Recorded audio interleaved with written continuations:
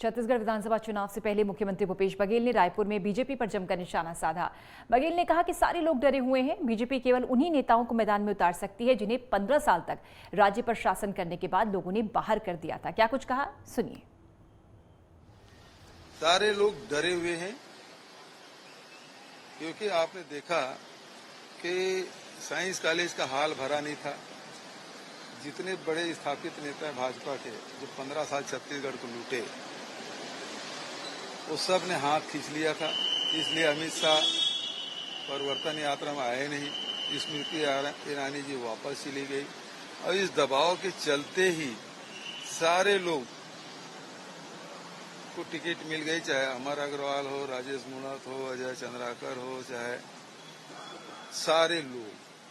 Bharatiya Janata party कहती है कि काडर बेस पार्टी है और काडर का केवल दुरुपयोग करते हैं। उनको केवल ये वोट दिलाने के लिए काम करो, उनकी राय शुमारी का कोई मतलब नहीं है। यदि अपने काडर की बात सुन लेते तो 15 साल सत्ता में रहने के बाद 15 सीट में नहीं आते। लेकिन वही चेहरा रमन सिंह, बृजमोहन अग्रवाल, प्रेम प्रकाश पांडे, मूणत और अमर अग्रवाल, यही चलो रहे हैं, इसके अलावा कोई नहीं है। तो काडर के यदि सुनते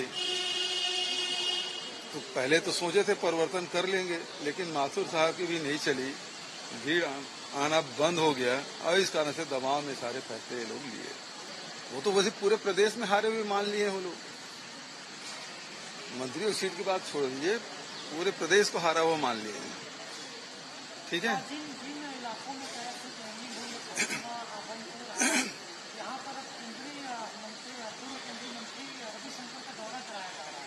उससे क्या फर्क पड़ जाएगा? रविशंकर जी कभी गए नहीं हारा, या धरसीमा गए नहीं, उसके दौरे से क्या फर्क पड़ना है? और तो स्थानीय कार्यकर्ता ही दिलाते हैं ना, उसके भावनाओं का कदर किए नहीं लोग। ये दिमागी दिवालियापन है, नहीं तो और क्या है। सूर्या कर्नाटक तो बचा नहीं पाए और यहाँ नाटक कर रहे हैं, तो उसके नाटक कर्नाटक में नहीं चला, तो यहाँ क्या चलेगा? ठीक है, थैंक यू। छत्तीसगढ़ में चुनाव का ऐलान हो चुका है। सूबे की सबसे हाई प्रोफाइल सीट है राजनांदगांव और विधानसभा क्षेत्र पूर्व मुख्यमंत्री और बीजेपी नेता रमन सिंह का निर्वाचन क्षेत्र है। उन्होंने पिछले 3 चुनाव इसी सीट से जीते हैं। इस बार भी पार्टी ने पूर्व सीएम को इसी मैदान से उतारा है, जिसे उन्होंने 2018 में 16,000 से ज्यादा मतों के अंतर से जीता था। क्षेत्र के स्थानीय लोगों का कहना है कि रमन सिंह अच्छे उम्मीदवार हैं और मुख्यमंत्री के रूप में उनके शासनकाल के दौरान काफी विकास हुआ।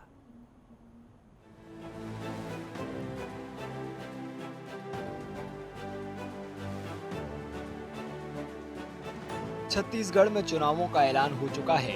सूबे की सबसे हाई प्रोफाइल सीट में राजनांदगांव का नाम सबसे ऊपर आता है। ये विधानसभा क्षेत्र पूर्व मुख्यमंत्री और बीजेपी नेता रमन सिंह का निर्वाचन क्षेत्र है। उन्होंने पिछले 3 चुनाव इसी सीट से जीते हैं। इस बार भी पार्टी ने पूर्व मुख्यमंत्री को उसी निर्वाचन क्षेत्र से मैदान में उतारा है, जिसे उन्होंने 2018 में 16,000 से अधिक मतों के अंतर से जीता था। क्षेत्र के स्थानीय लोगों का मानना है कि रमन सिंह एक अच्छे उम्मीदवार हैं और मुख्यमंत्री के रूप में उनके शासनकाल के दौरान काफी विकास हुआ था। बढ़िया प्रत्याशी है। उनके रहते में जब वो मुख्यमंत्री थे, राजनांदगांव का विकास बहुत तेजी से हो रहा था। बट पिछले 5 सालों में देखा गया, जब से कांग्रेस शासित राज्य आई, हालांकि वो विधायक है यहाँ के, बट कांग्रेस शासित राज्य में राजनांदगांव का विकास ऐसा देखा नहीं गया जी पिछले 15 सालों में देखा गया। तो कैंडिडेट तो बहुत बढ़िया है। अब देखते हैं कांग्रेस का कौन सा कैंडिडेट आता है, वो तो देखने पे पता चलेगा। कांग्रेस पार्टी ने उस निर्वाचन क्षेत्र के लिए अपने उम्मीदवार की घोषणा अभी नहीं की है। बीजेपी का दावा है कि यह रमन सिंह के सियासी कद के कारण है, क्योंकि उन्हें पूर्व मुख्यमंत्री के खिलाफ खड़ा करने के लिए उम्मीदवार ही नहीं मिल रहा है। दुर्भाग्य की बात यह है कि सत्ता में रहने वाले जो इसके 5 साल से राज्य में सरकार है, वो कांग्रेस अपने प्रत्याशी का आज तक चयन नहीं कर पाई है। वो दुविधा में है, क्योंकि राजनांदगांव का एक रिकॉर्ड रहा है कि रमन सिंह जी का हर बार वोट प्रतिशत बढ़ते रहा है, जीत का रिकॉर्ड बढ़ते रहा है। इस बार डॉक्टर रमन सिंह जी के सामने किसको चुनाव लड़ाया जाए, कांग्रेस पार्टी में कोई हिम्मत नहीं जुटा पा रहा है चुनाव लड़ने के लिए। शायद इसी के चलते कांग्रेस नेतृत्व राजनांदगांव पर प्रत्याशी घोषित नहीं कर पा। दूसरी ओर कांग्रेस जीत का दावा कर रही है क्योंकि उन्हें लगता है कि राजनांदगांव के लोगों के बीच रमन सिंह की लोकप्रियता घट रही है और इसी वजह से जीत का अंतर भी घट रहा है। इस प्रकार से कांग्रेस लोकतांत्रिक व्यवस्था पर भरोसा करते हुए अपने टिकट वितरण की प्रक्रिया में है। राजनांदगांव में डॉक्टर रमन सिंह प्रत्याशी हैं भाजपा से, लेकिन इस वर्ष उनसे जनता ऊब चुकी है और कांग्रेस का जो भी प्रत्याशी होगा उसकी जीत सुनिश्चित है। छत्तीसगढ़ में भूपेश बघेल की सरकार ने जो जनहितैषी योजनाएं लागू करी हैं उसके कारण छत्तीसगढ़ में भरोसे की सरकार कायम हो चुकी है और भाजपा में नेतृत्व के साथ साथ मुद्दों की भी स्थिति उनके पास नहीं है। छत्तीसगढ़ में 7 नवंबर और 17 नवंबर को 2 चरणों में मतदान होना है, जबकि वोटों की गिनती 3 दिसंबर को होगी।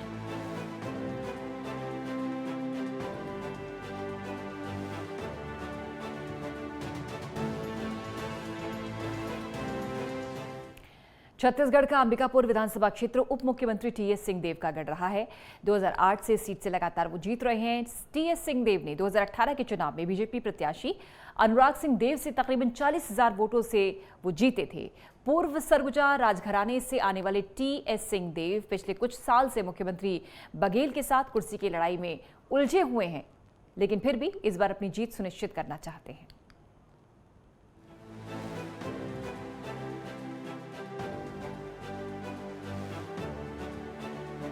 छत्तीसगढ़ का अंबिकापुर विधानसभा क्षेत्र उप मुख्यमंत्री टीएस सिंहदेव का गढ़ रहा है। वे 2008 से इस सीट से जीत रहे हैं। टीएस सिंहदेव 2018 के चुनाव में बीजेपी उम्मीदवार अनुराग सिंह देव से करीब 40,000 वोट से जीते थे।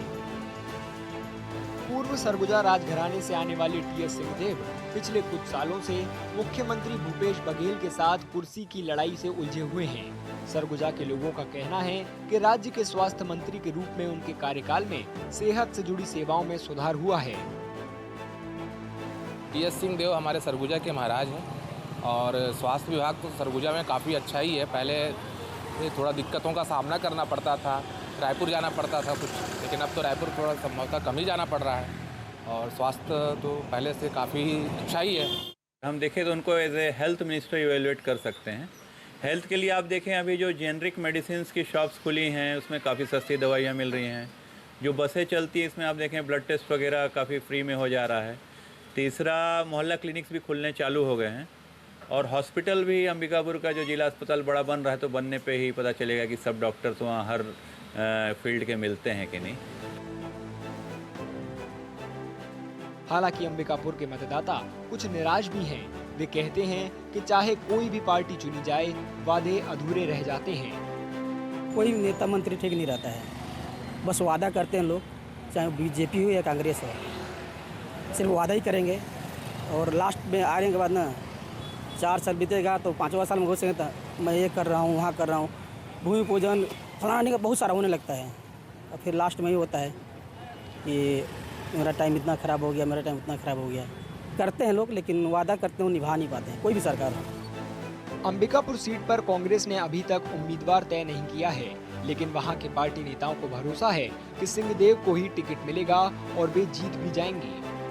उन्होंने सिर्फ 5 साल कार्य नहीं किया है, सतत रूप से जितनी उनकी उम्र है 50 सालों से काम कर रहे हैं, 60 सालों से काम कर रहे हैं। जब से उन्हें शुद्ध संवारी है, अभी तो 71-72 साल के, तब से काम कर रहे हैं और सतत रूप से काम कर रहे हैं। सरगुजा के लिए सबसे अधिक समर्पित व्यक्तित्व है टीएस सिंहदेव जी। बीजेपी ने राज्य में कुल 90 में से अब तक 85 उम्मीदवारों का ऐलान किया है, लेकिन अंबिकापुर से उसके भी उम्मीदवार का नाम तय नहीं हुआ है। बीजेपी नेताओं का कहना है कि टीएस सिंहदेव ने अंबिकापुर और छत्तीसगढ़ के लिए कुछ काम नहीं किया है।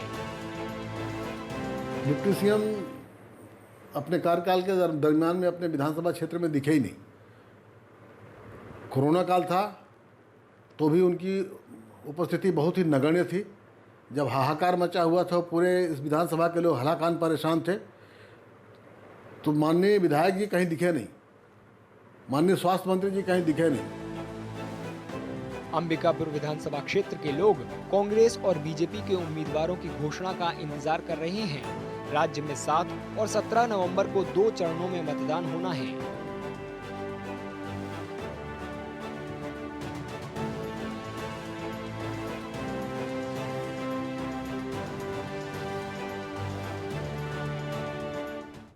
और फिलहाल एक अंतराल, जल्द हाजिर होते हैं।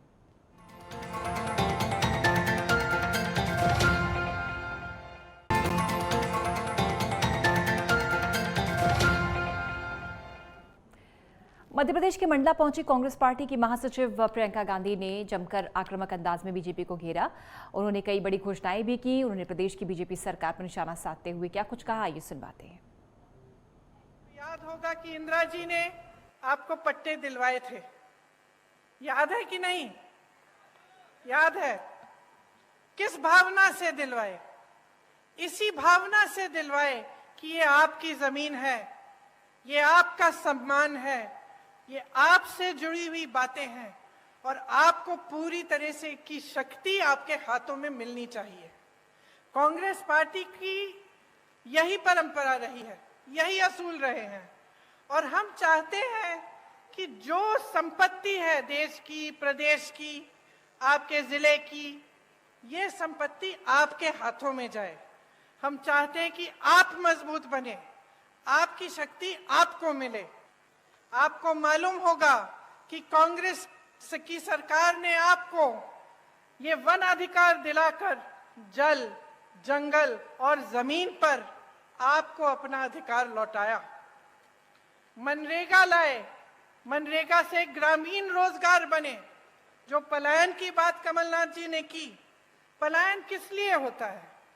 पलायन इसलिए होता है जब ग्रामीण रोजगार नहीं बनता, जब आपके इलाके में, आपके गांव में, आपके जिले में रोजगार नहीं मिलता, तभी तो बच्चा सोचता है कि घर छोड़ के बड़ी शहर में नौकरी ढूंढेगा, क्योंकि यहाँ नहीं मिल रही है। आपका जो समाज है इसके साथ बहुत अत्याचार हुआ है। आपने देखे होंगे इतने सारे जो वीडियो वायरल हुए हैं। देश में प्रदेश में सबसे ज्यादा बच्चियों को यहीं पे मध्य प्रदेश में यहीं पे गायब हो रही हैं। सबसे ज्यादा बच्चियां, 1.5 लाख बच्चियां और महिलाएं गायब हो गई हैं इनके राज्य में। हर रोज 17 बलात्कार होते हैं। आप सोचिए बहनें, हर रोज जब आपकी बच्चियां बाहर निकलती हैं आपको डर लगता होगा कि आएंगी वापस कि नहीं, या कुछ हो तो नहीं जाएगा। ये सरकार चल रही है। तेंदुपत्ता चुनने का काम करने वाले भाई बहन दिन भर काम करते हैं। सुबह निकलते हैं, शाम तक, सूरज के ढलने तक तेंदुपत्ते को चुनते हैं। बहुत मेहनत करते हैं, एक एक पत्ती की गड्डी बनाते हैं, फिर उसे ले जाकर बेचते हैं। महिलाएं पत्ता बेचने जाती हैं और देर रात तक नहीं लौटती। लेकिन इन्हें क्या सही दाम मिल रहा है तेंदुपत्ता का? आप बताइए। तेंदुपत्ता बोनस में भी भ्रष्टाचार किया हुआ है। रायपुर में कांग्रेस ने प्रेस कॉन्फ्रेंस का आयोजन किया। पार्टी प्रवक्ता पवन खेड़ा मीडिया से रूबरू हुए। उन्होंने राज्य सरकार की उपलब्धियां गिनाई, बीजेपी पर जमकर निशाना साधा। उन्होंने एक बार फिर छत्तीसगढ़ में कांग्रेस सरकार बनने की उम्मीद जाहिर की। आपने कितना कुछ हासिल करके दिखाया, इसको देखकर पूरा विश्व अचंभित है। यहां से दिखता है कि नीयत हमारी बघेल सरकार की, यहां कांग्रेस सरकार की कैसी नीयत थी, कितनी अच्छी नीयत थी। ना केवल किसान, ना केवल नौजवान, ना केवल मजदूर, ना गृहिणियां, ना आदिवासी, सब कोई ऐसा वर्ग हो जो जिसको छुआ नहीं हो हमारी यहां की योजनाओं ने, ऐसा आपको कोई वर्ग नहीं दिखेगा। इसलिए बड़े गर्व के साथ अब छत्तीसगढ़ आने के लिए तो प्रतियोगिता है हमारे यहां आपस में। हम लोग जितने राष्ट्रीय नेता हैं छत्तीसगढ़ जरूर आना चाहते हैं प्रचार में, क्योंकि यहां बोलने को बहुत कुछ है। छत्तीसगढ़ की सरकार ने न्याय को परिभाषित किया, नीतियां ऐसी बनाई कि न्याय मिला। आदिवासियों को, धान खरीदी में किसानों को, आप कोई नाम ले लीजिए, हर वर्ग को वो राहत मिली। छत्तीसगढ़ के राजनांदगांव गांव में जनता कांग्रेस के प्रदेश अध्यक्ष अमित जोगी ने कांग्रेस और बीजेपी पर जमकर निशाना साधा। अमित जोगी ने कहा कि दोनों पार्टी ने ऐसा कोई सगा नहीं जिसको किसी ने ठगा नहीं। दिन के समय में दोनों के बीच में तकरार रहती है, रात के वक्त दोनों के बीच में प्यार रहता है। दोनों पार्टियों के बीच भ्रष्टाचार और लूट की प्रतिस्पर्धा चल रही है। दोनों पार्टियों ने मिलकर 20 साल तक लोगों को ठगा है, लेकिन इस बार छत्तीसगढ़ की जनता जोगी कांग्रेस को समर्थन देगी।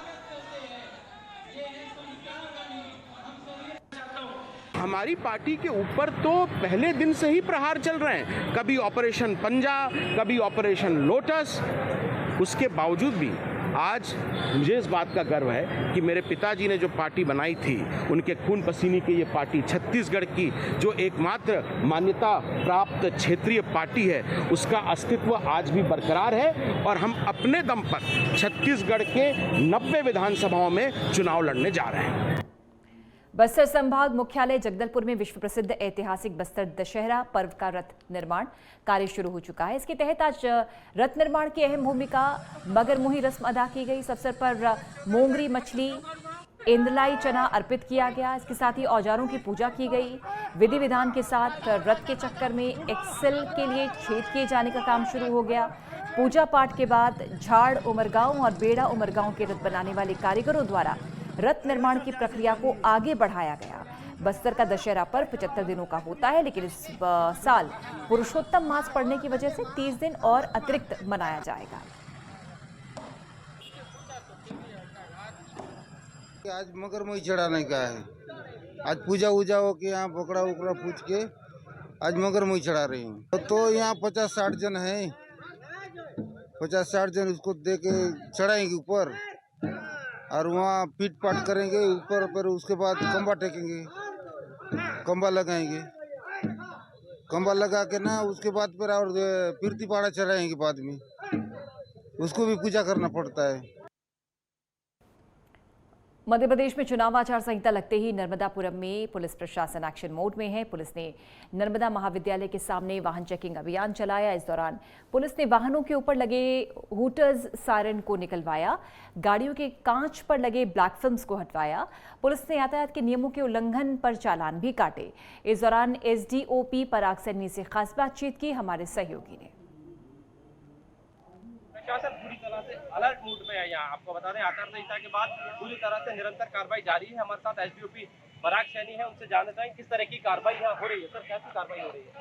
ये जिला पुलिस नर्मदापुरम थाना कोतवाली क्षेत्र में संयुक्त रूप से पेट्रोल प्रशासन, डीएसपी ट्रैफिक और पुलिस की संयुक्त रूप से चेकिंग लगाई जा रही है, जिसमें हम लोग अलग अलग पॉइंटों पे जाकर जो भी चुनाव से संबंधित जो बिंदु हैं, जिसमें वोटर्स हैं, नेम प्लेट है, नेम प्लेट के अलावा नेम प्लेट में किसी का उल्लंघन है, ब्लैक फिल्म है और अवैध जो भी चीज़ें शराब में जो कि चुनाव व्यवहार में या फिर चुनाव को प्रभावित कर सकती है, उन सभी चीज़ की रोकथाम के लिए और प्रभावी कार्रवाई के लिए चेकिंग सेकंड जारी की जा रही है।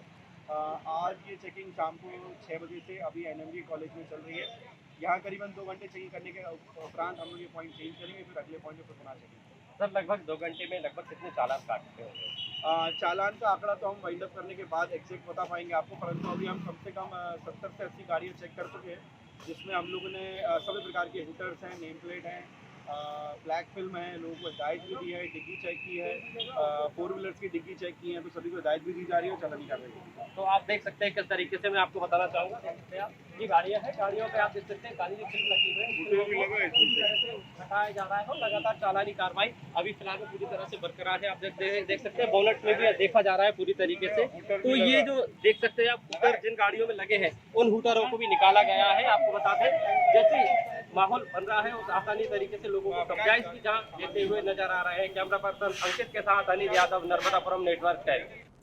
और ग्वालियर के भीतरवाड़ थाना क्षेत्र के पार्वती नदी में मछली पकड़ने गए मछुआरों का एक युवक का शव मिला। इसके बाद मछुआरों ने पुलिस को इसके बारे में सूचना दी। पुलिस ने शव बरामद कर पोस्टमार्टम के लिए भिजवाया। मृतक की पहचान का पता नहीं चल सका है। पुलिस के मुताबिक युवक की पहचान के लिए सोशल मीडिया का सहारा लिया जाएगा।